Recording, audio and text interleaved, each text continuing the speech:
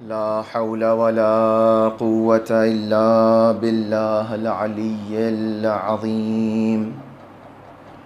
حسبنا الله ونعم الوكيل، نعم المولى ونعم النصير.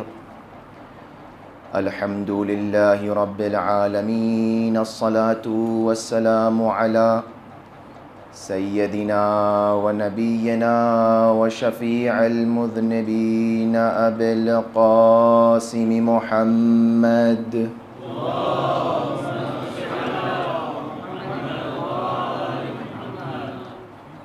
وأهل بيته الطيبين الطاهرين المعصومين المظلومين الذين أذهب الله عنهم الرجس وطهرهم تطهيرا.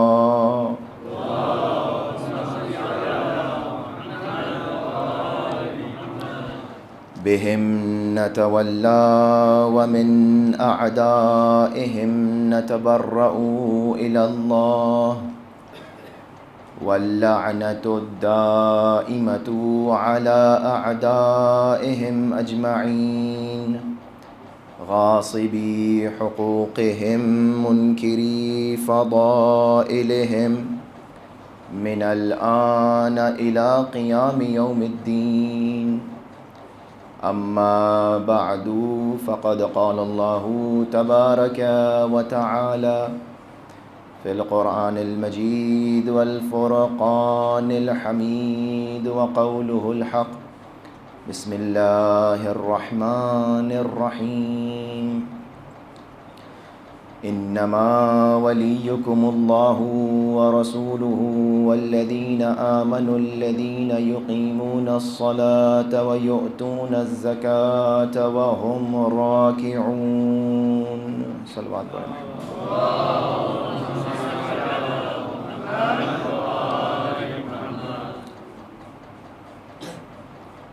سورہ مبارکہ مائدہ میں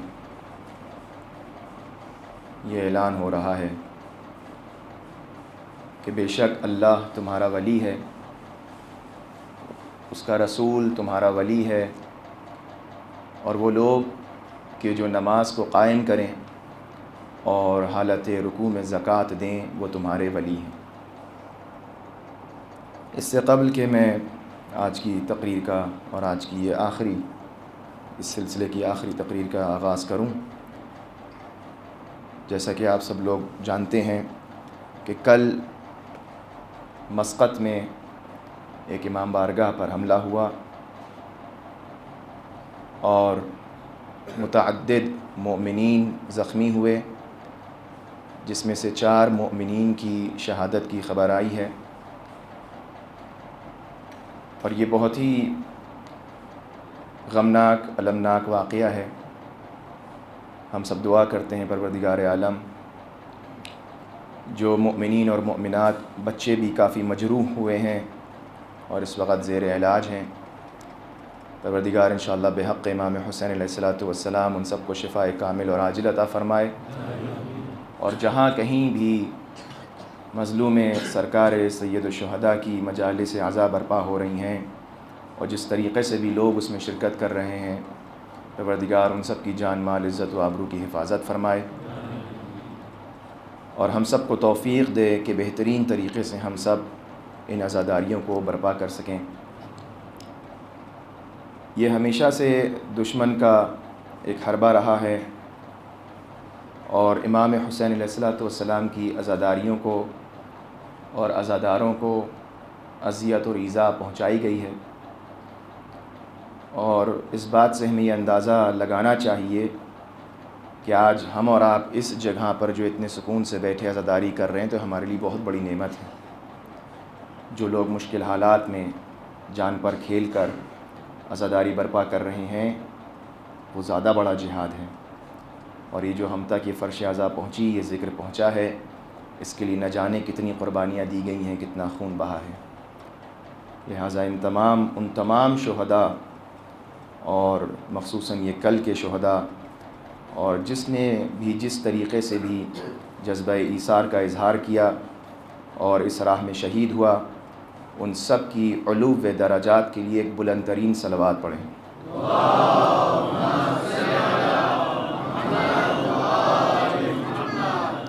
آپ لوگ تھوڑا ادھر آ جائیے، میں آپ لوگ ہم دیکھ نہیں پا رہے ہیں، تھوڑا سا ادھر آ جائیے، ایک صلوات پڑھیں محمد۔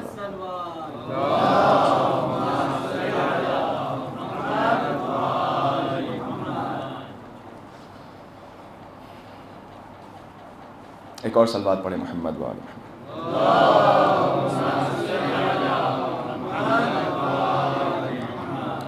عنوان گفتگو بالکل اپنے اختتام پر ہے، اور جس عنوان کو آپ کے سامنے شروع کیا تھا، ولایت بنیاد دین، اس سورہ مائدہ کی 55 نمبر آیت کو سرنامہ سخن قرار دے کر معروضات آپ کی خدمت میں اور مضامین آپ کی مقدس سماعتوں کے حوالے کیے، اور آج جیسا کہ کل وعدہ کیا تھا کہ دین کے اوپر تھوڑی سی گفتگو کرنے کی کوشش کریں گے، چونکہ ہم ولایت کو سمجھ چکے ہیں، بنیاد سے ہمارا کیا معنی ہے اس کو بھی ہم واضح کر چکے ہیں، لیکن یہ دین کیا ہے اس کو بھی سمجھنا ضروری ہے، اور مخصوصاً یہ جو حالات ہمارے سامنے ہو رہے ہیں، کس دین کو مسلمان فالو کر رہا ہے، یہی بار بار میں عرض کرنا چاہ رہا ہوں کہ دین کے مزاج کو سمجھیں، وہ دین کہ جس نے ہمیں محبت کرنا سکھایا، جس نے ہمیں الفت کا درس دیا۔ میں نے کل آپ کی خدمت میں عرض کیا تھا، کل ہی سے شروع کرتے ہیں تاکہ وہ فلو بھی باقی رہے۔ وہ واقعات آپ کے ذہن میں ہوں گے، ائمہ کی مثالیں کہ کس طرح اپنے غلاموں سے ائمہ برتاؤ کیا کرتے تھے۔ مشہور واقعہ ہے، اور یہ واقعہ امام حسن کے لیے بھی ملتا ہے اور امام حسین علیہ السلام کے لیے ملتا ہے۔ صلوات پڑھیں محمد وآل محمد۔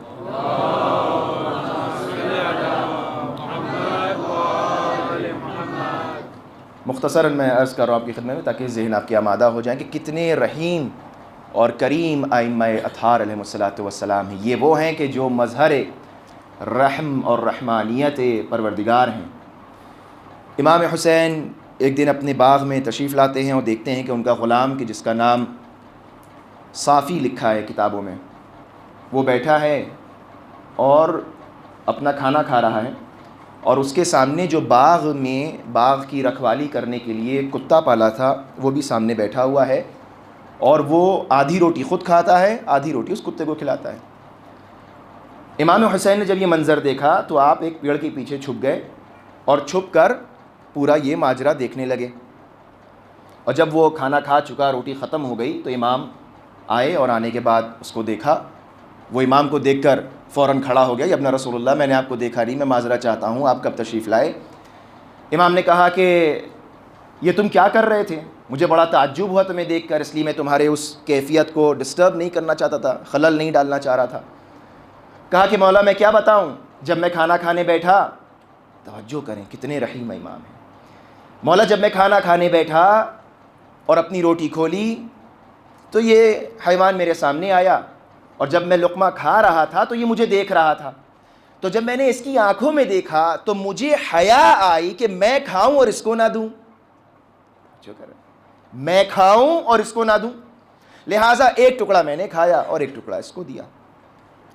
اور پھر اس غلام نے کیا کہا سیدی و مولائی انا عبدک وہذا کلبک یحارس بستانک واکلنا من رزقک معا، اے آقا، میرے سید و سردار ہے، میرے مولا، میں آپ کا غلام اور یہ آپ کا حیوان، اور ہم دونوں نے آپ کے رزق کو کھایا، لہٰذا میں یہ سمجھتا ہوں کہ یہ جو کتا ہے، حیوان ہے، یہ محترم ہے، چونکہ یہ اب آپ کے باغ میں کام کر رہا ہے، آپ کے باغ کی رکھوالی کر رہا ہے۔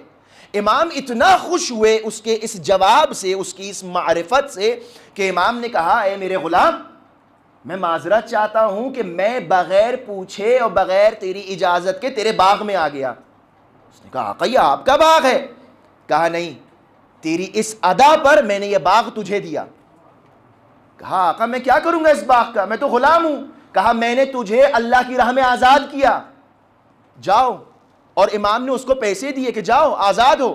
اب اس کی معرفت یہ تھی کہ مولا میں آپ کی بارگاہ چھوڑ کے کہاں جاؤں، لہٰذا میں اسی باغ میں کام کروں گا، اور یہ باغ میں وقف کرتا ہوں آپ کے چاہنے والوں کے لیے۔ جو فرما رہے ہیں آپ، امام نے درس کیا دیا کہ وہ کہ جو میری خاطر، جس سے میری نسبت ہو جائے، جس کو میری محبت ہو جائے، اب وہ محترم ہو گیا، اس کا احترام کرو. اور امام اس ادا سے اتنا خوش ہوئے کہ اس کو آزاد کر دیا اللہ کی راہ میں. یہ کیا ہے درس؟ یہ محبت کا درس ہے. وہ امام معصوم کہ جو اپنوں کو چھوڑیے، دشمنوں کو چھوڑیے، جانوروں سے اتنی محبت، خلق خدا سے محبت، کہ اگر کوئی خلق خدا کی خدمت کر رہا ہے تو امام راہ خدا میں آزاد کر رہے ہیں. وہ کہ جو امام کے باغ کی رکھوالی کر رہا ہے وہ اتنا محترم ہو جاتا ہے. یعنی اب کوئی بھی امام حسین سے قربت حاصل کر لے وہ محترم ہو جاتا ہے. جو اس فرش عزا پر آ جائے وہ محترم ہو جاتا ہے. کوئی بھی ہو، کسی بھی دین کا ماننے والا ہو، کسی بھی مکتب و فکر کا ہو، جب حسین کی بارگاہ میں آ گیا تو محترم ہو گیا، قابل احترام ہو گیا، ہمارے سروں کا تاج ہو گیا. وہ قابل احترام ہے، اس کے دل میں عشق حسین ہے. یہ درس امام حسین ہے. یہ وہ دین ہے کہ جس کے اندر روح ولایت ہے، نہ وہ دین کہ جو فرش عزا پر بیٹھے ہوں ان کے اوپر گولیاں چلا کے ان کو شہید کر دیا جائے. یہ وہ دین ہے. دنیا کہاں جا رہی ہے؟ میں بار بار یہی عرض کر رہا ہوں، یہ وہ دین ہے کہ جو دین محمدی ہے. یہ سکھا کے گئے تھے تم کو رسول اللہ کہ جو میرے لال کا ذکر کرے اس پہ گولیاں چلاؤ. یہ وہ دین ہے، رحمت للعالمین کا دین، رحمت للعالمین کا دین. یہ وہ دین ہے جو حسین بتا رہے ہیں اپنے غلاموں کے ساتھ. یہ کرم ہے ائمہ کا. ایک مرتبہ امیر المومنین کا ایک غلام ہے اور امیر المومنین اس کو صدا دیتے ہیں اور بلاتے ہیں کہ یہاں آؤ، اور وہ سنتا ہے اور نہیں آتا. دیکھیے ائمہ کی سیرت دیکھیے نا، اس میں بھی تو غور کرنا چاہیے. امام نے کئی دفعہ اس کو صدا دی، وہ نہیں آیا، اپنے کام میں مصروف رہا. امام اس کے پاس آئے، امام نے کہا تو میری آواز سن رہے، آتے کیوں نہیں ہو؟ تو کہا میں نے سوچا میں اپنا پہلے کام ختم کر لوں، چونکہ مجھے یقین ہے مجھے آپ کی طرف سے کوئی نقصان نہیں پہنچے گا. مجھے یقین ہے میرے مولا، مجھے آپ کی طرف سے کوئی نقصان نہیں پہنچے گا. ہو سکتا ہے کوئی یہ سوچے تو بڑے ڈھیلے ڈھالے مولا ہیں، کوئی نہ غصہ ہے، نہ کوئی ڈر ہے، نہ کوئی خوف ہے. یہ ہماری سوچ. اور مولا نے اسی وقت سجدہ شکر ادا کیا کہ بار الہ اچھا ہوا کہ یہ مجھ سے ڈرتا نہیں ہے. ائمہ علیہم السلام بیزار ہیں کہ ان سے کوئی ڈرے، بیزار ہیں. اگر کوئی صدق نیت سے ائمہ علیہم السلام کی سیرت پڑھے، ان کے کلمات پر غور کرے تو بخوبی اس نتیجے تک پہنچ جائے گا کہ ائمہ کو نفرت ہے اس بات سے کہ کوئی ان سے ڈر کر ان کا احترام کرے، کوئی ڈر کر ان کے پاس آئے. نہیں، ہاں عزت اور احترام کی خاطر کوئی ان کے سامنے تواضع اور خضوع اور خشوع سے پیش آئے تو اچھا ہے، نیک ہے، لیکن ڈر نہیں. وہ ظالم اور جابر بادشاہ ہیں کہ جو ڈر کے اور خوف دلوں میں ڈال کر حکومت کرتے ہیں. یہ حسین ہیں، یہ محبتیں دلوں میں ڈال کر حکومت کرتے ہیں، یہ دلوں پر راج کرتے ہیں. ملک کا راج الگ ہے، جو تلوار کے زور پر ہو، جو ڈنڈے کی طاقت سے ہو. یہ بارگاہ ہے امام حسین ہے. یہ رب العزت کریم اور مہربان رب کے نمائندے ہیں. ولایت سمجھ میں آ رہی ہے؟ میں 2 دن سے گفتگو یہ کرنا چاہ رہا ہوں تاکہ آپ کی اذہان عالیہ تک ان مفاہیم کو قریب کر سکوں کہ ہم کس کے ماننے والے ہیں اور دنیا کس طرف جا رہی ہے. ہمیں کیا درس دے کے گئے رسول اکرم؟ ایک دوسرے کو مارنے کا. پروردگار عالم نے جب جناب موسیٰ اور جناب ہارون کو بھیجا کہ جاؤ فرعون کو تبلیغ کرو، تو کیا حکم دیا؟ وَاذْهَبَا إِلَى فِرْعَوْنَ إِنَّهُ طَغَىٰ وَقُولَا لَهُ قَوْلًا لَيِّنًا لَعَلَّهُ يَتَذَكَّرُ أَوْ يَخْشَىٰ. دیکھیے غور کریے اس بات کے اوپر. فرعون کون ہے؟ جو خدائی کا دعویٰ کر رہا ہے. میں بار بار میں یہ عرض کر رہا ہوں، فرعون لعنت کے قابل ہے. کیوں؟ اتنے کرم کے بعد بھی ہدایت پر نہیں آ رہا ہے. اللہ کیا کہہ رہا ہے؟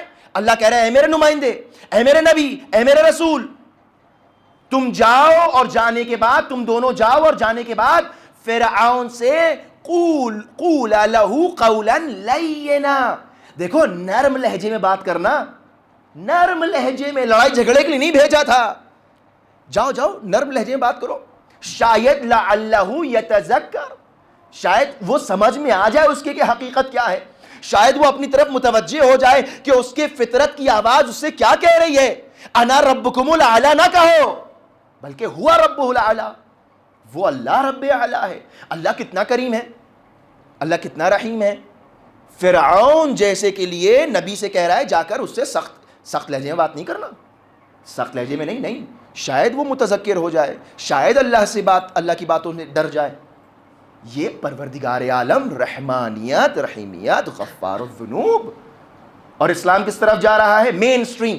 کیوں آج سوال امت مسلمہ سے سوال ہے. امت سوچے اپنے اوپر بیٹھ کر، اتنے ممالک ہیں مسلمان. میں مسلمان ممالک اس لیے کہہ رہا ہوں چونکہ کچھ لوگ کہتے ہیں اسلامی ملک وہ ہے کہ جہاں واقع اسلام ہو. یہ نام کے مسلمان. کیا ہو رہا ہے؟ کوئی فائدہ ہو رہا ہے؟ کوئی فائدہ ہو رہا ہے؟ کیا پیدا کر رہے ہیں آپ؟ یہ ہے آپ کا پروڈکٹ کہ جاؤ جا کے مارو، جاؤ جا کے گلے کاٹو، جاؤ جا کے جو ہے وہ گولیاں برساؤ. جو پیسفل طریقے سے بیٹھ کر اپنے غم میں غمگین ہے، رسول کے نواسے پر رو رہے ہیں، ان کو جا کر گولیوں کے سے بھون ڈالو. یہ ہے دین. رسول اکرم نے یہ سکھایا تھا. کون سا ورژن دین کا آپ کو پسند آ رہا ہے؟ یہ یزیدیت والا یا وہ حسینیت والا؟ انسان غور کرے. یہی وہ پیغام ہے کہ جس کے ساتھ آخری حجت ظہور فرمائیں گے اور آ کر یہی اعلان کریں گے. پروردگار عالم نے رحم کے ساتھ، کرم کے ساتھ اس دین کو بھیجا ہے. میں دھیرے دھیرے اپنے عنوان پر آ رہا ہوں، زیادہ اس طرف نہیں جانا ورنہ وقت بہت زیادہ ہو جائے گا، ورنہ باتیں بہت ہیں. دل بھرا ہوا ہے. یہ کیا طریقہ ہے؟ کسی کو گرفتار کر لیا، کسی کو غائب کر دیا، کسی پہ گولی چلا دی، کہیں پہ بم پھوڑ دیا. کیا طریقہ ہے؟ یہ اسلام سکھاتا ہے؟ یہی پیغام دے رہے ہیں. رسول اکرم یہی سکھا کے گئے تھے. غدیر میں یہی ہوا. اللہ اکبر. انسان غور کرے. لہٰذا کس دین کو دین کیا ہے؟ دیکھیں، دین جب تک سمجھ میں نہیں آئے گا اس وقت تک نہیں معلوم ہوگا ہمیں کس دین پر چلنا ہے. دین یعنی کیا؟ لوگ سمجھتے ہیں دین یعنی قرآن. نہیں، دین قرآن نہیں ہے. دین قرآن اور اہل بیت ہے. توجہ، یہ پیغام پہنچائیے. دین صرف قرآن نہیں ہے. آپ صرف قرآن سے دین کو نہیں سمجھ سکتے. بار بار یہ بات عرض کر رہا ہوں. دین قرآن کے ساتھ ساتھ فرمودات اور ارشادات رسول اکرم اور اہل بیت اطہار ہے. جب تک وہ ساتھ میں نہیں ہوگا دین سمجھ میں نہیں آئے گا. یہ ہے دین کی روح، یہ ہے دین کی اساس، یہ ہے دین کی بنیاد. اس پر دین قائم ہوا تھا. آج کیوں لوگ دین سے متنفر ہیں؟ آئیے دین کی بات ہو جائے جلدی سے. آج کیوں دین سے لوگ متنفر ہیں؟ اس لیے متنفر ہیں کہ دین کے اندر دین کی روح نہیں پائی جاتی. آج میں مثال دوں، ملموس مثال. اس وقت اس دنیا میں سائنس نے اتنی ترقی کر لی اور مستقل انسان کی ساری توجہ اس کے جسم کے اوپر ہے. جسم اور جسمانیات. آنکھ کیسے بنی، ناک کیسے بنی، دل کیسے ٹھیک ہو، جگر کیسے ٹھیک ہو، ہاتھ پیر کیسے ٹھیک ہو، کیسے چلے. انسان بدن کی شگفتگی اور بدن کے کرشموں میں کھو گیا. ظاہر کو دیکھ کر اسی میں محو ہو گیا. لیکن یہ ظاہر اس لیے تھا کہ انسان اپنی روح کو سمجھے. صرف تم یہ ظاہر ہاتھ پیر نہیں ہے، تمہاری ایک روح بھی ہے. روح کی طرف توجہ کیوں نہیں کرتے؟ بدن کا تو علاج کرتے ہو، روح کا علاج نہیں ہے. آج یہ تمام ممالک جو اس وقت پریشان ہیں، بظاہر ترقی یافتہ ہیں، لیکن مشکلات پھنسے کیوں؟ چونکہ صرف جسم و جسمانیات کے اوپر توجہ ہے، روح کے اوپر کسی کی توجہ نہیں ہے. یہی کچھ افسوس کے ساتھ ہمارے دین کے ساتھ ہو رہا ہے. ساری توجہ دین کے ظاہری ارکان پر ہے، نماز اور روزہ اور حج اور زکوٰۃ اور خمس و جہاد، اور جو دین کی روح ہے جو کہ ولایت اہل بیت ہے اس کو سب بھول گئے. روح ہے دین، ولایت اہل بیت. اب بغیر ولایت کے جب بھی عمل ہوگا دین کے اوپر، یہ اس طریقے کے حادثے اور سانحے ہمیں نظر آنے لگیں گے. دین کے نام، اسلام کے نام پر دھبا ہے یہ.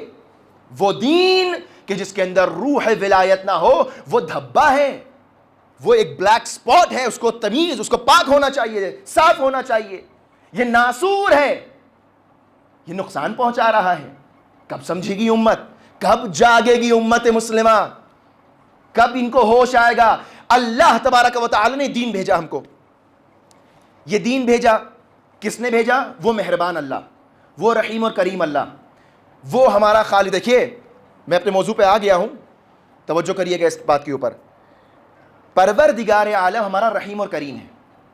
وہ جب ہمیں دین کے نام پر شریعت دے رہا ہے تو انسان اس شریعت سے کیوں بھاگ رہا ہے؟ اس نے کہا یہ کرو وہ کرو فلاں کرو, اس طرح نماز پڑھو, اس طرح روزہ رکھو, ہم یہ سب کر رہے ہیں اور یہ صرف اسی کو شریعت کہتے ہیں. لیکن آج خود مسلمان اس شریعت پر عمل نہیں کرتا ہوا نظر آتا ہے. کیوں؟ کیا وجہ ہے؟ اس کی وجہ یہ کہ اس کو روح نہیں معلوم کیا ہے. ظاہر دے دیا گیا, باطن نہیں بتایا گیا, مقصد نہیں بتایا گیا. وہ اللہ ہمیں پسند ہی نہیں کہ جو انسان کو اور خلق کو پریشان کرنے کے لیے, توجہ خاص توجہ, وہ خدا ہمارا خدا نہیں ہو سکتا کہ جو صرف ہم کو پریشان اور اذیت دینے کے لیے ہم پر کوئی حکم لاگو کرے. توجہ کریے خاص, وہ خدا ہمیں نہیں پسند, وہ خدا ہمارا ہے ہی نہیں کہ جو ہم کو پریشان اور اذیت دینے کے لیے ہم کو شریعت دے, تحمیل کرے ہمارے اوپر. ہمارا خدا لطیف ہے, رحیم ہے, کریم ہے, غفور ہے, مہربان ہے, محبت کرتا ہے اپنی خلق سے. آیات اور روایات بتاتی ہیں کہ جتنی محبت ایک ماں اپنی اولاد سے کرتی ہے اس سے زیادہ اللہ اپنی مخلوق سے محبت کرتا ہے. اللہ اپنی مخلوق سے محبت کرتا ہے. اب اس مخلوق کو کہ جس سے اتنی محبت ہے, اللہ کیا واقعاً چاہتا ہے کہ ہم کو دکھ میں ڈالے, پریشانی میں ڈالے, مصیبتوں میں ڈال دے؟ نہیں. پروردگار عالم ہمیں وہ پسند نہیں کہ جس کے اندر لطف نہ ہو, کرم نہ ہو. یہ جو ہمیں شریعت دی گئی ہے یہ ہمیں پریشان کرنے کے لیے نہیں ہے, یہ خود ہماری ترقی کے لیے ہے, یہ خود ہماری بلندی کے لیے ہے. ایک مرتبہ صلوات پڑھیں محمد وآل محمد.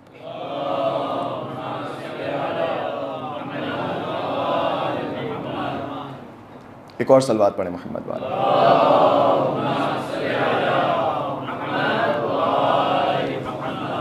توجہ فرما رہے ہیں. یہ دین کا مقصد کیا ہے؟ دین پریشان کرنے کے لیے نہیں آیا ہے, دین ستانے کے لیے نہیں آیا ہے. دین لطف کا نام ہے. یہ اللہ نے ہم پر لطف کیا کہ اس نے ہمیں ایک راستہ دکھایا کہ اس راستے پر چل کر ہم سے قریب ہو جاؤ, نہ یہ کہ وہ ہمیں پریشان کرنا چاہتا ہے. رب العزت ہمیں پریشان کر کے کیا فائدہ ہو جائے گا؟ یا ہماری نمازوں سے اس کو کیا فائدہ, اور ہمارے روزے نہ رکھنے سے اس کو کیا نقصان؟ توجہ کریں. جب تک یہ آپ مزہ اور دین کی روح اور دین کا مزہ نہیں سمجھ میں آئے گا, عبادت کرنے میں مزہ نہیں آئے گا. روح دین کیا ہے؟ اس عبودیت کو سمجھیں, اس عبودیت کو سمجھیں کہ پروردگار عالم ہم سے کیا چاہتا ہے.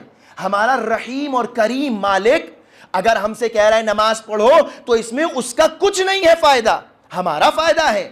روزہ رکھو تو ہمارا فائدہ, عبادتیں کرو تو ہمارا فائدہ, نہ اس کا فائدہ ہمارے کرنے پر نہ اس کا نقصان ہمارے نہ کرنے پر. لہٰذا اللہ رب العزت نے یہ لطف اور کرم کیا کہ ہمیں شریعت دی. اور شریعت کیسے دی؟ وہی خالق کہ جو شریعت کا خالق ہے وہی ہمارا بھی خالق ہے. لا یکلف اللہ نفسا الا وسعها. پروردگار عالم ہم سے وہ چیز مانگتا ہی نہیں کہ جو ہماری قدرت میں نہ ہو, جو ہماری طاقت میں نہ ہو. لہٰذا وہ جو ہماری قدرت و طاقت میں ہے وہ ہم سے مانگا گیا ہے. توجہ کریں, میں ایک مثال دے رہا ہوں جلدی سے بات کو تاکہ ذہنوں تک پہنچا دیں, اور انشاءاللہ امید ہے کہ کبھی نہیں بھولیں گے اس مثال کو. دیکھیے دین نے کیا کیا اور دین سے لوگ کیوں الجھ رہے ہیں, کیوں پریشان ہیں. آپ ایک وسیع دائرہ, ایک سرکل اپنے ذہن میں تصور کریے, ٹھیک ہے, اور وہ آپ کو گزشتہ باتیں یاد ہیں کن فیکون والی, ہمارے افعال اور ہم اختیار رکھتے ہیں. انسان اختیار رکھتا ہے ہاتھ اوپر کرے, ہاتھ نیچے کرے, بولے, دیکھے, چلے پھرے, رکے, کھائے پیے, یہ سب اختیارات ہیں. یہ جو وسیع دائرہ ایک بڑا سا سرکل آپ نے بنایا, یہ آپ کے اختیارات کا دائرہ ہے. توجہ, خوب توجہ کریں, یہ آپ کے اختیارات کا دائرہ ہے. ٹھیک, یہ سرکل اتنا بڑا سا جو ہے یہ آپ کے اختیارات ہیں. آپ جو دل چاہے کریں, جہاں دل چاہے کریں, جتنی آپ کی قدرت ہے, طاقت ہے, یہ سب آپ کا دائرہ ہے. ایک چھوٹا دائرہ بنائیے, ایک چھوٹا سرکل, اس سرکل کے اندر یہ جو چھوٹا سرکل آپ اس کے اندر بنا رہے ہیں یہ آپ کا دین ہے. دین کا کام کیا ہے؟ دین کا کام یہ ہے کہ آپ کے اختیارات, جو اختیارات سارے ہیں ان سب اختیارات کو آ کر محدود کرتا ہے. دین آ کر آپ کے اختیارات کو محدود کرتا ہے کہ دیکھو یہ تمہارے اختیارات ہیں لیکن یہ تمہاری حدود ہیں.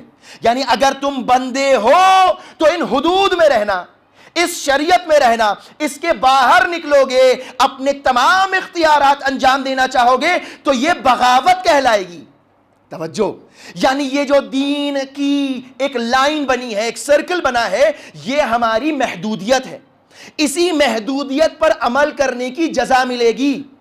اگر اس کے اندر، اس چھوٹے والے سرکل کے اندر رہ کر آپ نے کام انجام دیے تو یہ واجب کہلائے گا، مستحب کہلائے گا، مکروہ کہلائے گا، مباح کہلائے گا۔ البتہ جتنا جتنا ہم اس سے کراس کرنا چاہیں گے مکروہ ہوتا رہے گا، جیسے ہی کراس کیا وہ حرام ہو جائے گا۔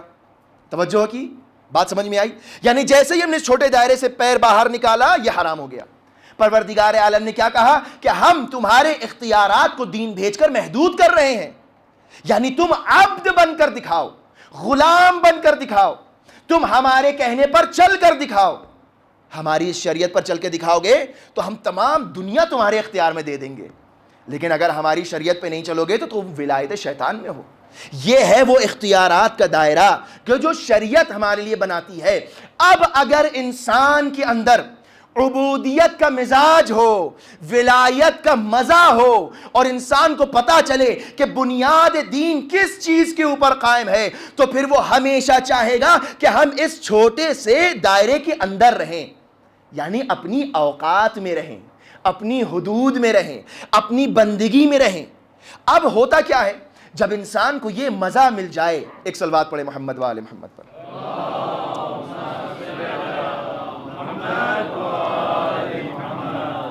میری گزارش ہے آپ ہمیں تب متوجہ رہیں، جو آ رہا ہے بیٹھنے دے اس کو، وہ آ کے بیٹھ جائے گا، جگہ بہت ہے۔ ایک اور صلوات پڑھے محمد و آل محمد۔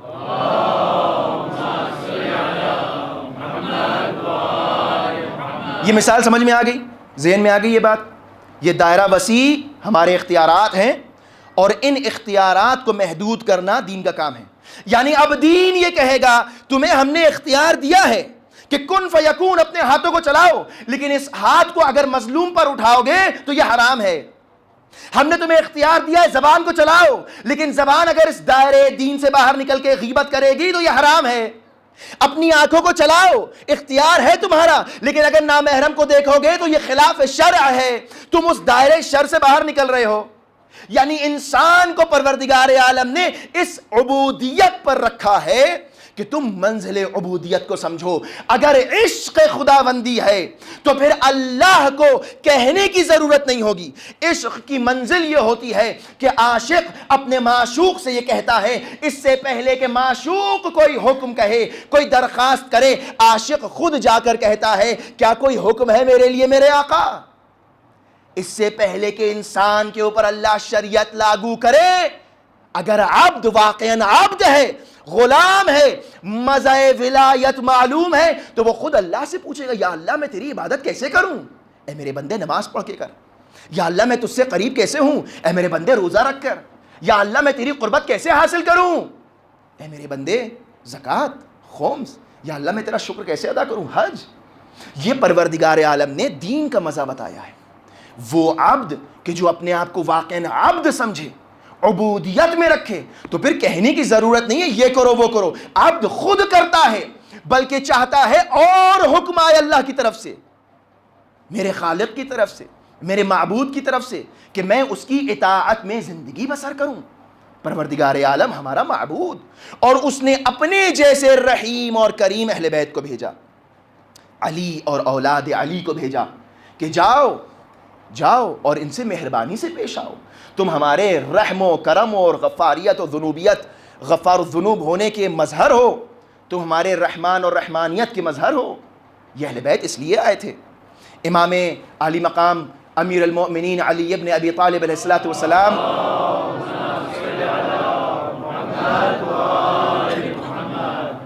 آپ عبادتوں کی 3 قسمیں بیان کرتے ہیں۔ کہتے ہیں کہ ایک عبادت ہے عبادت التجار۔ یہ لوگ کون ہیں؟ یہ تجارت کرتے ہیں، اللہ کی عبادت کرتے ہیں تاکہ ہمیں شوقاً للجنہ، ہم کو جنت مل جائے۔ ایک ہیں وہ کہ جو عبادت العبید ہے، یعنی وہ اللہ کے جہنم سے ڈر کر عبادت کرتے ہیں۔ اور ایک عبادت ہے عبادت الاحرار، آزاد لوگوں کی عبادت، وہ صرف اللہ کی شکرانے اور اللہ کے شکر ادا کرنے کے لیے عبادت کرتے ہیں۔ یہ اللہ پر امام علی علیہ السلام نے قسمیں بیان کی، اور پھر اپنے لیے کیا فرمایا؟ ما عبدتک خوفا من نارک وما عبدتک طمعا فی جنتک عبدتک فوجدتک اہلا للعبادہ فعبدتک. اے میرے رب میں نے تجھ کو جہنم کے ڈر سے نہیں میں نے تیری پرستش کی, میں نے جنت کے شوق میں تیری عبادت نہیں کی معرفت امیر المومنین, بلکہ میں نے تجھے عبادت کے اہل پایا اس لیے عبادت کی, میں نے تجھے عبادت کے اہل پایا. امیر المومنین کیا فرما رہے ہیں؟ اس طریقے سے عبادت کرو. اللہ کی عبودیت میں رسول اکرم رسول ہیں, لیکن ہم نماز میں کیا کہتے ہیں؟ اشہد ان محمدن عبدہ, پہلے عبد ہے پھر رسولہ. انٹروڈکشن دیکھیے رسول اکرم کا. عبودیت کی منزل میں آؤ. عبودیت اس وقت آئے گی کہ جب تم عشق خدا میں اور عشق اہل بیت میں اس شریعت پر عمل کرنا چاہو گے, ورنہ یہ شریعت مکروہ نظر آئے گی, یہ شریعت بے جان نظر آئے گی, یہ شریعت کریہ المنظر ہو جائے گی, بدمزہ ہو جائے گی. یہی نماز, یہی روزہ, یہی حج, یہ بدمزہ ہو جائے گا, متعفن, کوئی فائدہ نہیں ہے, کوئی فائدہ نہیں ہے. جب بدن سے روح نکل جائے تو اس کو دفنا دینا چاہیے. ایسا دین کہ جس کے اندر ولایت کی روح نہ ہو, وہ دفنا دینا چاہیے اس بدن کو, اس دین کو. وہ دین بیکار ہے, اس میں کوئی تکلف نہیں ہے, بیکار ہے, یوز لیس. کیوں؟ اللہ نے کیا سکھایا ہے؟ اللہ نے سکھایا عبودیت. اب اگر کسی کے دل میں یہ عشق ہے, یہ معرفت ہے, تو پھر وہ عبودیت کی زندگی بسر کرے گا, یعنی وہ اپنا سر جھکانے میں عزت محسوس کرے گا. ہاں, جب اللہ کے سامنے سر جھک جائے تو پھر کسی ظالم اور جابر کے آگے سر نہیں جھکتا, اور جب حسین سے لگاؤ ہو جائے تو پھر کسی بھی ظالم کے آگے سر نہیں جھکے گا, سر کٹ جائے گا, جھکے گا نہیں. اللہ اکبر. یہ حسین کا درس ہے, یہ کربلا کا پیغام ہے کہ ہم تم کو یہ سکھا رہے, یہ جذبہ ہو دین کا, جس سر کو ہم اللہ کے سامنے جھکائے. آج کیا ہے امت مسلمہ کا درد؟ کیوں مشکلات میں گرفتار ہے امت مسلمہ؟ کیوں یہ دین اسلام مدد نہیں کر رہا؟ کیوں یہ دین اسلام کام نہیں آ رہا؟ اتنے بڑے بڑے وعدے, اتنے بڑے بڑے وعدے دین کے, عمل کرو, یہ ملے گا, وہ ملے گا, فلاں ملے گا, کیوں نہیں مل رہا ہے؟ روح نہیں ہے, روح نہیں ہے. ایسا نہیں ہے کہ نمازیں نہیں ہو رہی ہیں, ایسا نہیں ہے کہ حج پہ خرچہ نہیں ہو رہا ہے. حج کے خرچے سے اگر کسینو اور شراب پی جائے تو یہ دین محمدی ہے؟ بتکدے جہاں سے رسول اکرم نے بتکدوں کو مٹایا تھا, اسی مکہ مقدسہ میں, اسی مدینہ منورہ میں دوبارہ بتکدے کھل گئے. آپ توجہ کریں, دین کہاں جا رہا ہے, کس طرف لے کر جا رہے ہیں یہ دین کے رہنما. دین کو کس کی ولایت میں بسر کرنا ہے زندگی؟ امام حسین کس لیے گئے کربلا؟ اس لیے گئے تھے. امام علی فرماتے ہیں کفا بی عزا ان اکون لکا عبدا. یہ مناجات امیر المومنین ہے. کفا بی عزا ان اکون لکا عبدا وکفا بی فخرا ان تکون لی ربا. اے میرے رب, یہ میری عزت کے لیے کافی ہے اور یہ میرے فخر کے لیے کافی ہے کہ میں تیرا عبد ہوں. میں تیرا عبد ہوں. یہ فخر امیر المومنین ہے. امیر المومنین کو اس بات کا فخر نہیں ہے کہ مردے کو زندہ کر دیا, سورج کو پلٹا دیا, معجزے دکھا دی. نہیں, امیر المومنین کو در خیبر اکھاڑنے میں مزہ نہیں آتا, اللہ کے سامنے سجدے کرنے میں مزہ آتا ہے. عبادت سمجھیں, مقام امیر المومنین کو سمجھیں. ہاں وہ فضیلت ہے, کوئی شک نہیں ہے, لا ریب فی, لیکن مقصد کیا ہے؟ روح دین کیا ہے؟ کس لیے آئے ہیں یہ آئے اس لیے ہیں اس کے نمائندے بن کے کہ ہم کو یہاں سے وہاں لے کر جائیں. یہ جو ہمارا سفر ہے, انا للہ و انا الیہ راجعون, یہ اس وقت آسان ہوگا کہ ہم اللہ کے ہیں, اللہ کی طرف جائیں گے. یہ اس وقت آسان ہوگا کہ جو اللہ کی طرف سے آئے ہیں ان کو پکڑ لیں, کیونکہ وہی اللہ کی طرف لے کر جائیں گے. توجہ فرما رہے ہیں. موت سے کیوں نہیں گھبراہٹ, موت سے کیوں نہیں ڈر؟ اس لیے کہ ہمیں معلوم ہے ہم حق پر ہیں. جناب علی اکبر نے کیا کہا؟ السنا علی الحق, ہاں ہم حق پر ہیں. تو پھر کہا لا ابالی من الموت, ہمیں موت سے کیا ڈرنا, ہم گر جائیں موت پر, موت آ جائے ہم پر, ہمیں کیا ڈر؟ موت سے ڈر ہے. حسینی آج, حسینیت, تشیع, اتنا مارنے کے بعد, اتنا قتل و غارت کے بعد, جب مارے گئے ہیں تب نئے جوش کے ساتھ اٹھے ہیں. کیوں؟ ڈر گئے موت سے؟ نہیں ڈرتے. حسینی موت سے نہیں ڈرتے, شہادت سے نہیں ڈرتے, قربانی سے نہیں ڈرتے, اور قربانیاں دے کر ہی یہ دین ہم تک پہنچا ہے. کفا بی عزا ان اکون لک عبدا, میرے لیے اے میرے رب, میری عزت کے لیے یہ کافی ہے کہ تو میرا رب ہے. وکفا بی فخرا ان تکون لی ربا, اور یہ میرے فخر کے لیے بہت ہے کہ تو میرا رب ہے, میں تیرا بندہ ہوں, تو میرا رب ہے. پھر امام نے فرمایا انت کما احب فجعلنی کما تحب, تو ویسا ہی ہے کہ جیسا مجھے پسند ہے, بس تو مجھے بھی ویسا بنا دے جیسا تجھے پسند ہے. تو مجھے ویسا بنا دے جیسا تو چاہتا ہے میرے رب. یہ ہے ولایت, یہ ہے دین کا مزہ. ایک بات میں عرض کر کے چلوں, بس آخری باتیں ہیں, بس چونکہ وقت ختم ہو گیا ہے. ہمیشہ یاد رکھیے گا زندگی میں, ایک تو یہ ولایت کا جو موضوع میں نے آپ کے سامنے چھیڑا تھا, جو کچھ میں نے آپ کے سامنے عرض کیا ہے وہ سب کچھ نہیں ہے, بہت وسیع موضوع ہے. کچھ گوشے جو اہم تھے وہ آپ کی خدمت میں عرض کیے, جا کر اور مطالعہ کریے, سنیے, دیکھیے کیا ہے ولایت, اور سمجھیے, محسوس کریے. پہلی چیز. دوسری چیز, میں جاتے جاتے زندہ رہا تو یہ میری وصیت, مر گیا تو یہ میری وصیت, کہ ہمیشہ یاد رکھیے گا کہ اہل بیت کے وفادار بن کے جیے گا. ہمیشہ زندگی میں اہل بیت کے وفادار رہیے گا. دنیا ادھر سے ادھر ہو جائے, اہل بیت کی وفاداری میں کمی نہ ہو. کوئی ایسا کام نہ ہو جو اہل بیت کی وفاداری کے خلاف ہو. اب یہ پوری تقریر, پورا عشرہ اس کے اندر سمیٹ دیا میں نے. ہمیشہ اہل بیت کے وفادار بن کے رہیے. چنانچہ ہمارے سامنے قربانیوں کی داستانیں بہت ہیں, اور مستقل قربانیاں دی گئی ہیں, دی جا رہی ہیں, اور دیتے رہیں گے. دین قربانی مانگتا ہے. دین اس طریقے سے, جس طریقے سے یہ مسلم ممالک سکھا رہے ہیں, دین اس طرح نہیں پھیلتا. دین قربانی مانگتا ہے. دین معرفت چاہتا ہے. دین ولایت کا مزہ چاہتا ہے. لہٰذا قربانیاں دی گئی ہیں. امام حسین نے سب سے بڑی قربانی دی ہے. سب سے بڑی قربانی حسین کی بظاہر سب سے چھوٹی قربانی تھی. 6 مہینے کا جو بچہ تھا وہ بظاہر بہت چھوٹا تھا, لیکن یہ قربانی سب سے عظیم قربانی تھی. بس عزیزو, یہ ایام 10 دن ختم ہو گئے. ہم لوگ روئے, خوب روئے, پرسہ دیا, لیکن پرسہ دینے کا حق نہیں ادا ہو سکا, اور کبھی حق ادا ہو بھی نہیں سکتا. ہم لوگوں نے ایک ایک دن باندھ لیے ہیں ایک ایک شہید کے لیے, لیکن امام حسین ایک ظہر سے لے کر عصر تک سب کے جنازے اٹھائے ہیں. اور آج اس شہید کا ذکر کرنا ہے کہ جو سب سے آخر میں گیا.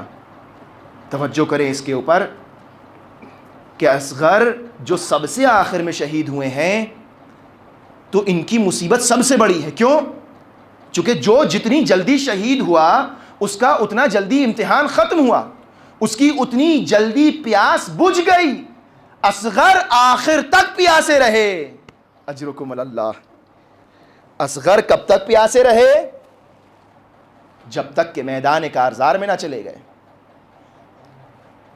کتنے پیاسے تھے اصغر؟ بڑا امتحان ہے پیاس ہے. امام حسین سب سے بڑا امتحان ہے. کربلا کی تاریخ میں ہمیں ملتا ہے کہ جب امام حسین تنہا ہو گئے میدان کارزار میں, تو ایک مرتبہ ایک بلندی کی طرف آئے, اور اس بلند مقام پر کھڑے ہو کر امام نے ایک مرتبہ صدائے استغاثہ بلند کی, اور آپ نے فرمایا هل من ناصر ینصرنا, کیا کوئی ہے کہ جو اب ہماری مدد کرے؟ وَهَلْ مِن مُعِينٍ يُعِينُنَا, کیا ہے کہ جو ہماری کوئی مدد کرے؟ وَهَلْ مِن ذَابٍ يَذُبُّ عَنْ حَرَمِ اللَّهِ, کیا کوئی ہے کہ جو ان بیویوں کی مدد کو آئے؟ ایک مرتبہ یہ آواز بلند کرتے ہیں کہ مقتل میں زخمی جنازوں سے آواز آئی, آقا اگر اس موت نے ہمیں مجبور نہ کیا ہوتا تو ہم دوبارہ آپ کی نصرت کے لیے آ جاتے, لیکن آقا اس موت نے مجبور کر دیا ہے, ہم دوبارہ آ نہیں پا رہے آپ کی نصرت کے لیے. ایک مرتبہ امام حسین کے کانوں میں خیمے سے بیویوں کی رونے کی آواز آئی. امام حسین خیمے کی جانب گئے اور جا کے پوچھا, اے زینب, اے ام کلثوم, اے رباب, اے سکینہ, میں بھی زندہ ہوں, یہ رونے کا کیا سبب ہے؟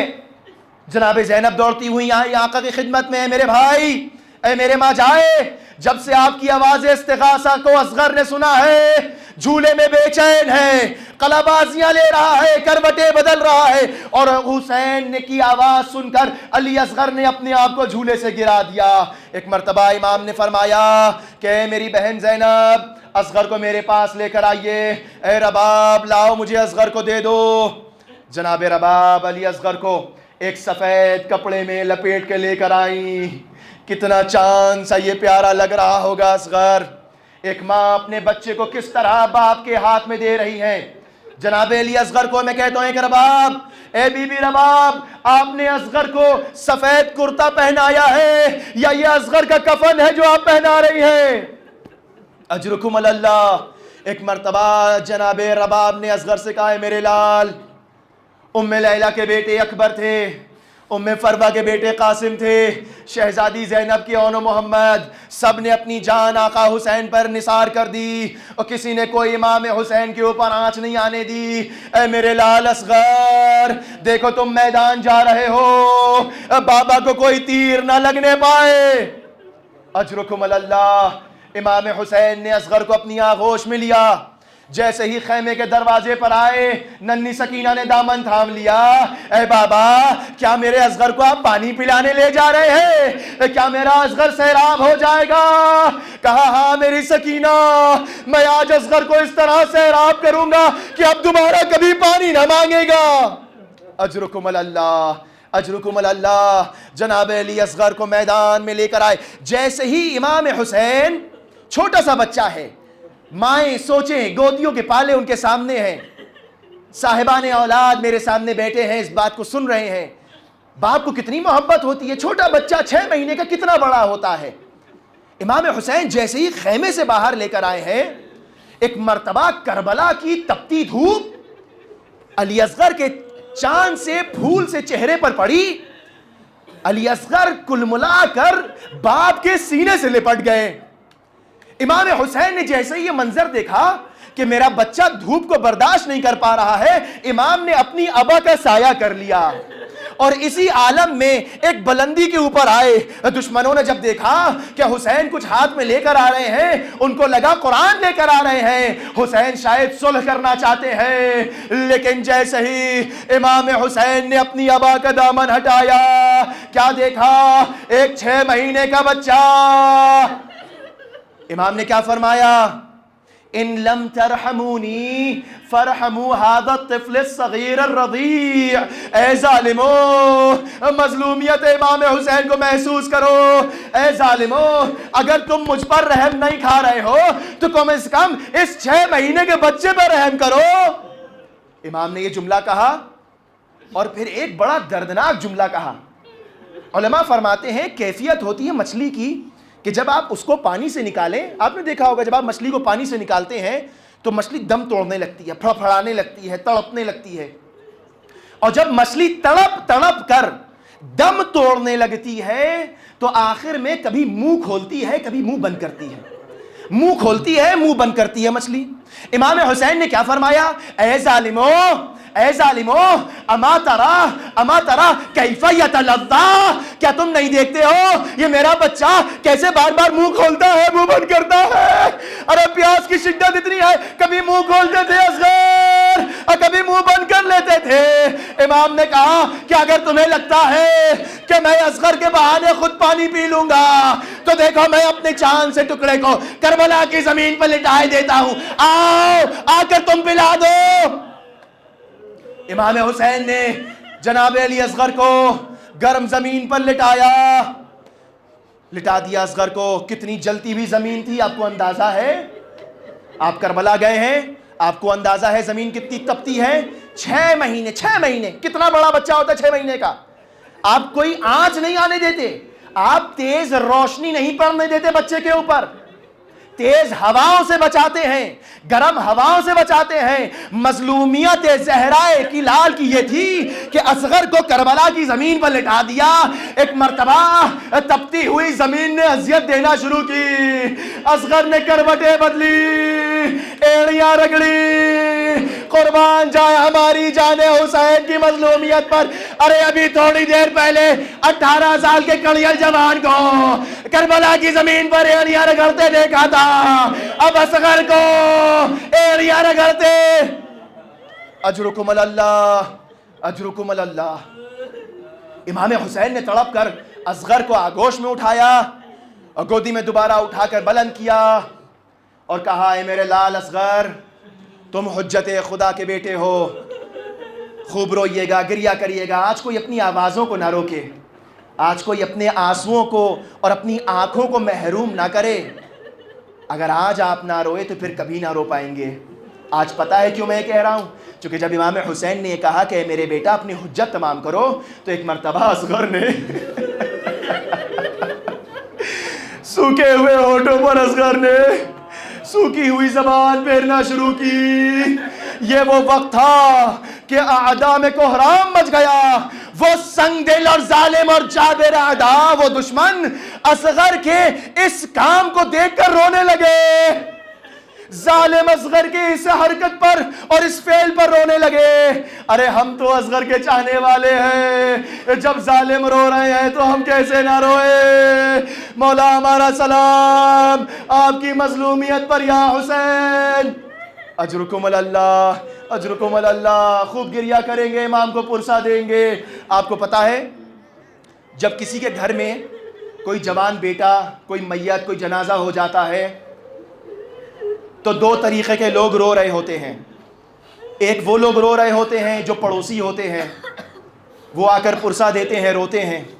اور ایک وہ رو رہا ہوتا ہے کہ جو اس جوان مردے کا باپ ہوتا ہے۔ ایک وہ رو رہا ہوتا ہے جو جوان بیٹے کی ماں ہوتی ہے۔ تو جس طریقے سے ماں رو رہی ہوتی ہے اس طریقے سے پڑوسی نہیں روتے۔ لہٰذا آج حسین کے اوپر پڑوسیوں کی طرح نہ رونا، اس طرح رونا کہ لگے تمہاری اپنی مصیبت ہے، تمہارے اپنے گھر کی کوئی مصیبت ہے۔ یہ شرما کے رونے والے مصائب نہیں ہیں، یہ شرما کے اور آوازوں کو گھوٹ کے نہیں۔ امام حسین کربلا میں صرف دو جگہ روئے ہیں، ایک قاسم کو گلے لگا کر اور ایک اصغر کے تیر لگتا دیکھ کر۔ اجرکم اللہ۔ ایک مرتبہ امام نے کہا کہ اصغر اپنی حجت تمام کرو۔ ادھر فوج اشقیہ میں کوہرام بپا ہوا۔ پسر صاحب نے محسوس کیا کہ اگر اس بات کو نہ روکا گیا تو ہو سکتا ہے انقلاب آ جائے۔ عمر سعد نے کہا، حرملہ اقطع کلام الحسین، جلدی سے آگے بڑھ اور حسین کے کلام کو تمام کر۔ حرملہ آگے بڑھا۔ میں زیادہ تفصیل میں نہیں جانے چاہتا، مجھے نہیں بتانا ہے کہ تیر کیسا تھا، کیا کتنا بھاری تھا، سب آپ کو معلوم ہے۔ میں تمام تفصیلات کو ختم کرتا ہوں، آگے بڑھ رہا ہوں۔ بس یہ سمجھ لو کہ تیر اتنا بھاری تھا کہ کھڑے ہو کر نہیں چلایا جاتا۔ حرملہ زمین پر بیٹھ کر چلے کمان میں تیر کو ڈالتا ہے۔ ایک مرتبہ چلے کمان میں تیر کو ڈالا اور حرملہ کے ہاتھ کانپے اور تیر چھوٹ گیا۔ دوبارہ اس نے تیر کو اٹھایا، پھر تیر لگایا، پھر ہاتھ کانپے، پھر تیر گر گیا۔ متعدد بار جب اس طرح سے ہوا تو پسر سعد آگے آیا، کہا، اے حرملہ اگر کوئی مجھ سے پوچھتا کہ میری اس پوری فوج میں سب سے شقی اور سنگ دل کون ہے تو میں تیرا نام لیتا۔ یہ تجھے کیا ہو گیا ہے؟ یہ تیرے ہاتھ کیوں لرز رہے ہیں؟ حرملہ نے ایک بات کہی، سن سکو گے؟ کہا، میں جب بھی تیر چلانے جاتا ہوں میں دیکھتا ہوں رسول اللہ سامنے آ گئے، اب مجھ سے کہتے ہیں، حرملہ اب میرے حسین پر تیر نہ چلا، میرے اوپر چلا دے، میرے حسین پر نہ چلا۔ میں جب بھی تیر چلاتا ہوں میں دیکھتا ہوں ایک بی بی آئی ہے، اپنا دامن پھیلا کے کہتی ہے، میرا حسین بڑا غریب، اس کے اوپر تیر نہ چلا۔ حرملہ نے ایک مرتبہ تیر سے نشانہ لیا اور یہ سنسناتا ہوا تیر حسین کی جانب بڑھا۔ آپ جانتے ہیں امام حسین کے لیے اصغر کی شہادت سب سے بڑی شہادت کیوں ہے؟ اجرکم اللہ۔ جناب علی اکبر کے جب جنازے پر گئے ہیں تو برچھی کو لگے ہوئے دیکھا ہے، برچھی کو لگتے ہوئے نہیں دیکھا تھا۔ اجرکم اللہ۔ جب جناب قاسم کے جنازے پر گئے ہیں تو قاسم کا پامال جنازہ دیکھا تھا، قاسم کو پامال ہوتے ہوئے نہیں دیکھا۔ لیکن اصغر کی مصیبت یہ تھی کہ تیر کو آتا ہوا بھی دیکھا، تیر کو لگتا ہوا بھی دیکھا، گلا کٹتا ہوا بھی دیکھا۔ تاریخ کہتی ہے کہ فانقلب الصبی علی یدی الامام، یہ بچہ اپنے باپ کی آغوش میں کروٹیں لینے لگا۔ فذبح الصبی من الاذن الی الاذن، ارے یہ بچہ ایک کان سے دوسرے کان تک ذبح ہو گیا۔ اجرکم اللہ۔ حسین کیسے دیکھ رہے ہیں، حسین نہ جانے کیسے دیکھ رہے ہیں۔ الامان الحفیظ و حسینہ۔ بس میں نے آپ کی زحمت کو تمام کیا، آپ بہت رو لیے، بہت پرسہ دے دیا، لیکن بس میں شہزادی سے چاہتا ہوں کہ جتنی طاقت ہے تھوڑا سا اور ذکر مصیبت میں مصروف رہیں۔ نہ جانے اگلے سال رونے کو ملے یا نہ ملے۔ کتنے ایسے تھے جو پچھلے سال ہمارے ساتھ تھے، اب اس سال ہمارے ساتھ نہیں ہیں۔ پروردگار ہم کو رونے کی توفیق عطا فرمائے۔ یہ کون ہیں آپ کو معلوم ہے؟ ابو الفضل العباس بھی باب الحوائج ہیں اور علی اصغر بھی باب الحوائج ہیں۔ علی اصغر بظاہر علی اصغر ہیں، ورنہ شہادت میں علی اکبر سے بھی زیادہ اکبر ہیں۔ علی اصغر کی شہادت، اللہ اکبر! ایک مرتبہ تیر لگا اور امام حسین کا چلو خون سے بھر گیا، اور یہ تیر امام کے بازو میں لگا۔ یاد ہے نا وہ جملہ جو جناب رباب نے کہا تھا، بابا کو تیر نہ لگے؟ ایک مرتبہ علی اصغر نے اپنا رخ خیمے کی طرف کیا۔ اے اماں، میں بہت شرمندہ ہوں اماں، میں تیر کو نہ روک سکا۔ ارے اصغر کیا کرے، یہ تیر بھاری تھا، یہ تیر بڑا تھا، اصغر کا گلا چھوٹا۔ اماں بابا کو تیر لگ گیا۔ امام حسین کے چلوں میں اصغر کا خون، زمین کی طرف پھینکنا چاہتے ہیں، آواز آئی، روک دیا۔ آسمان کی طرف اچھالنا چاہتے ہیں، آواز آئی، روک دیا۔ اپنی داڑھی میں اصغر کا خون ملا، اپنی داڑھی کو اصغر کے خون سے رنگین کیا۔ اے اللہ، میں اسی طرح اپنے نانا سے ملاقات کروں گا۔ ایک مرتبہ امام حسین روتے ہیں شدید آواز سے، فبکا بکا ان شدیدہ، بلند آواز سے حسین نے ہائے ہائے کہہ کے روئے، ایسا روئے کہ ملائکہ کی صفوں میں کوہرام مچا۔ پروردگار عالم نے ملائکہ کو بھیجا ہے، حسین بس اب اصغر کے جنازے کو چھوڑ دو، ہم نے اس کے لیے داعیہ معین کر دی ہے، اس کو ہمارے پاس آنے دو۔ امام حسین ایک مرتبہ خیمے کی طرف بڑھتے ہیں۔ مجھے نہیں معلوم، پتہ نہیں آپ نے ایسا موقع دیکھا یا نہیں دیکھا، پروردگار آپ کو ایسا کوئی وقت نہ دکھائے کہ جب انسان ماں سے وعدہ کر کے لے کر جائے اس کی اولاد کو کہ میں اس کو سیراب کر کے لا رہا ہوں اور جنازہ لا کے دے۔ پروردگار کسی باپ کو ایسا وقت نہ دکھائے۔ امام حسین خیمے کی طرف بڑھتے ہیں اور بڑھتے ہوئے قدم پیچھے ہٹ جاتے ہیں۔ نہ قاسم کے جنازے میں یہ کام کیا، نہ اکبر کے جنازے میں یہ کام کیا، نہ کسی کے جنازے میں یہ کام کیا۔ حسین کے بڑھتے ہوئے قدم پیچھے ہٹتے ہیں، پھر کبھی آگے جاتے ہیں۔ کل عصر عاشور یہ عمل کریے گا، ظہر عاشور امام حسین کو یاد کریے گا۔ ایک ننھا سا جنازہ ہاتھ میں ہے، انا للہ وَإِنَّا إِلَيْهِ رَاجِعُونَ، رِضًا بِقَضَائِهِ وَتَسْلِيمًا لِأَمْرِهِ۔ ارے حسین رباب کا سامنا کیسے کرے، ارے حسین سکینہ کو کیا بتائے، یہ بھیا اصغر کس طرح سیراب ہوا۔ اجرکم اللہ۔ ایک مرتبہ خیمے میں آئے، دوڑتی ہوئی ننھی سکینہ، پیچھے پیچھے رباب، اے بابا اصغر نے پانی پی لیا، اے بابا کتنا اچھا ہوا، اصغر کو سیراب کر دیا۔ بابا مجھے میری پیاس برداشت ہے، اکبر اور اصغر کو روتا نہیں دیکھ سکتی تھی، بابا اصغر سیراب ہو گئے۔ امام حسین نے سکینہ سے کچھ نہ کہا، بس ایک مرتبہ رباب سے کہے، رباب میں کون ہوں؟ رباب نے کہا آپ میرے سید و سردار ہیں، آپ میرے سر کا تاج ہیں۔ اے رباب میں تمہارے وقت کا امام ہوں یا نہیں ہوں؟ کہا ہے آقا آپ میرے وقت کے امام ہیں، آپ حجت خدا ہیں۔ اے رباب اب جو میں تمہیں بتانے جا رہا ہوں اس کے اوپر صبر کرنا رباب، اس پر صبر کرنا۔ ایک مرتبہ امام نے ابا کے دامن کو ہٹایا، ماں کے سامنے ایک کٹا ہوا جنازہ، کچھ نہ کہا رباب نے، بس ایک جملہ کہا، امثلو کا ینہر یا بنیا، ارے کیا تیرے سل کے بچے بھی کاٹ دیے جاتے ہیں؟ اللہ اکبر، اللہ اکبر. کیسے جناب رباب نے دیکھا، کیسے صبر کیا مجھے نہیں معلوم. یہ صرف ایک ماں کا دل بتا سکتا ہے. کیا مظلومیت ہے امام حسین کی. جناب رباب سے اصغر کو لیا. میں جلدی جلدی بس تاریخ ختم کر رہا ہوں. ایک مرتبہ اصغر کو لیا، خیمے کے پیچھے آئے اور ایک گڈھا کھودا. رونے کی آواز آئی. پورا کون و مکان، پوری جہان مظلومیت اور غربت حسین پہ رو رہی ہے. ہر ذرہ ذرہ حسین کی غربت پہ رو رہا ہے، آنسو بہا رہا ہے. ایک مرتبہ امام حسین نے دیکھا تلوار رو رہی ہے. اے مولا، اے مولا، مجھے یہ نہیں معلوم تھا کہ مجھے کسی دن اصغر کی لحد بھی کھودنا پڑے گی. امام حسین نے جانتے ہو اصغر کا جنازہ کیوں دفنایا؟ امام کو معلوم تھا کہ جب میں شہید ہو جاؤں گا تو جنازے پامال کیے جائیں گے، جنازے پامال کیے جائیں گے. بڑی آسانی سے سن لیا، جنازے پامال کیے جائیں گے. تمہیں یاد نہیں جب قاسم کا جنازہ پامال ہوا تو قاسم کے جسم کے ٹکڑے ٹکڑے ہو گئے. اب وہ 13 سال کا قاسم تھا، یہ 6 مہینے کا اصغر ہے. حسین جانتے تھے کہ یہ 6 مہینے کے بچے کا بدن گھوڑوں کی ٹاپوں کی تاب نہ لا سکے گا.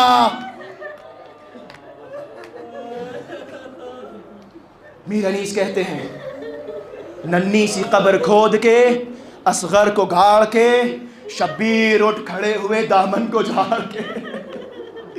امام حسین کھڑے ہوئے، مولا، مولا جس لیے آپ نے اصغر کو دفنایا تھا، مولا شاید اس لیے دفنایا ہو کہ ماں کے دل کو چین آ جائے. کوئی بھی شہداء کربلا میں دفن نہیں ہوا سوائے اصغر کے. امام حسین نے آپ کو یاد کیا ہے، امام حسین نے اصغر کی مظلومیت پہ یاد کیا ہے آپ کو. جانتے ہو کس طرح یاد کیا؟ فرمایا شیعتی مہما شربتم عذب ماء فاذکرونی او سمعتم بغریب او شہید فاندبونی. اے میرے شیعوں، جب بھی ٹھنڈا پانی پینا تو مجھ حسین کی پیاس کو یاد کر لینا. جب کسی غریب کی داستان سننا تو اپنے آقا حسین کی غربت پر رو لینا. اور پھر آقا آپ کو یاد کرتے ہیں.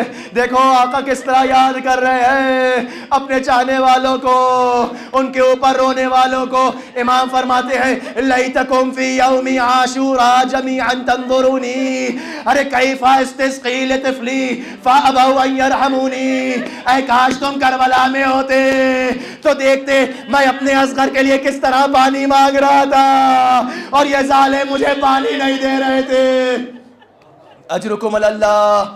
ایک مرتبہ امام حسین دفنا کے کھڑے ہوئے، بس مقاتل کے آخری جملے. آپ بہت رو لیے، بہت گریہ کر لیا، بس یہ آخری جملہ ذرا سینوں پہ ہاتھ رکھ کر اس جملے کو سن لینا اور انشاءاللہ ماتم کے وقت تک روتے رہیے گا، آنسو بہاتے رہیے گا حسین کی مظلومیت پر. میں صرف ایک بات کہہ کر آگے بڑھوں گا.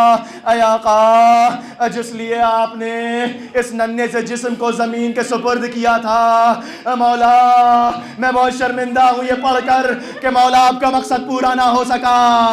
11 محرم آئی، تمام شہداء کے جنازے اکٹھا کیے گئے، ایک ایک جنازے کا سر کاٹا گیا، سروں کو جدا کرنا لگے. آدھا اور اشقیہ نے سروں کو گننا شروع کیا. ایک شقی نے کہا، عمر سعد نے کہا حسین کے 3 علی تھے، 3 بیٹے تھے، ایک کو ہم نے مار ڈالا علی اکبر کو، ایک کو ہم نے اسیر کر لیا سجاد کو، تیسرا بچہ کہاں ہے؟ کسی نے کہا حسین نے اس بچے کو دفنا دیا تھا. لو عزیزوں قیامت ہو گئی. رباب نے سن لیا. ایک مرتبہ حکم ہوا، ظالم اپنے ہاتھوں میں گھوڑوں میں بیٹھ کر نیزوں کو ہاتھوں میں لیا. اب اس ننھے سے جنازے کو ڈھونڈا جا رہا ہے. معلوم ہے کس طرح ڈھونڈ رہے تھے؟ کربلا کی زمین پر نیزہ مارتے تھے، نیزہ چبو چبو کے آگے بڑھ رہے تھے. ایک مرتبہ ایک جگہ ایک ننھی سی لہد نظر آئی. لو عزیزوں قیامت ہو گئی. ایک مرتبہ نیزہ زمین پر مارا، جیسے ہی نیزہ اٹھایا ایک ننھا سا جسم نیزے سے الجھ کر باہر آ گیا. جسم کو اتارا گیا، سر کو کاٹا گیا، سر نیزے پر بلند. رباب نے دیکھا، ہائے میرا اصغر، ہائے میرا اصغر.